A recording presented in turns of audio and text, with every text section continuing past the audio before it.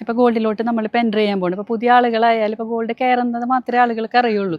Gold ഇങ്ങനെ കയറി പോകുന്നുണ്ട്, അതിൻ്റെ കാരണങ്ങൾ അറിയുന്നില്ല. അപ്പം കാരണങ്ങൾ അറിഞ്ഞെങ്കിൽ മാത്രമാണ് നമ്മൾക്ക് ശരിയായിട്ട് നമ്മളുടെ ഫണ്ട് മാനേജ് ചെയ്തിട്ട് നമ്മൾക്കതിൽ ബിസിനസ്സാക്കി മാറ്റാനായിട്ട് നമുക്ക് പറ്റുള്ളൂ.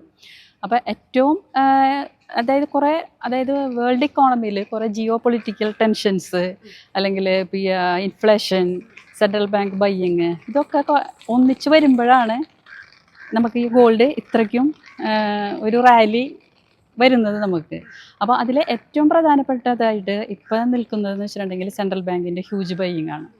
അതായത് എനിക്ക് തോന്നുന്നു ഒരു വേൾഡ് ഗോൾഡ് ഡാറ്റ കൗൺസിലിൻ്റെ പ്രകാരം ഒരു 2018 മുതൽ 2025 വരെ കണ്ടിന്യൂസ്ലി ബയ്യിങ് ആയിരുന്നു സെൻട്രൽ ബാങ്ക്. അതായത് ഡോളറിൻ്റെ ഒരു ഡിപ്പെൻഡൻസി കുറക്കുക, അതായത് റിസർവ് കൂട്ടുക, ഗോൾഡിൻ്റെ റിസർവ് കൂട്ടുക എന്നുള്ളതാണ് ഗോൾഡിനൊരു ടൂളാക്കി മാറ്റുകയാണ്. അപ്പോൾ ആദ്യം നമ്മളൊരു ഇൻവെസ്റ്റ്മെൻറ്റ് മോഡലിലായിരുന്നു ഗോൾഡിനെ കണ്ടിരുന്നത്. ഇപ്പം അങ്ങനെയല്ല. ഇപ്പോൾ ഒരു രാജ്യത്തിൻ്റെ ഒരു റിസർവ് ആയിട്ടാണ് ഗോൾഡിനെ കാണുന്നത്. അത് സെൻട്രൽ ബാങ്കിൻ്റെ ഒരു വെപ്പൺ തന്നെ പറയാം ഗോൾഡ്. അങ്ങനെ മാറിക്കുന്നത്.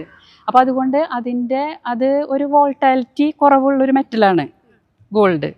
ഒരു ഇൻഡസ്ട്രിയൽ ഇതിലല്ല വരുന്നത്. അപ്പോൾ അതുകൊണ്ട് അതിൻ്റെ പ്രൈസ് എന്ന് പറയുന്നത് എപ്പോഴും സ്റ്റേബിളായിരിക്കും. അതായത് മാർക്കറ്റ് ഇപ്പം ഇങ്ങനെ കയറിക്കൊണ്ടിരിക്കുന്നതാണ്.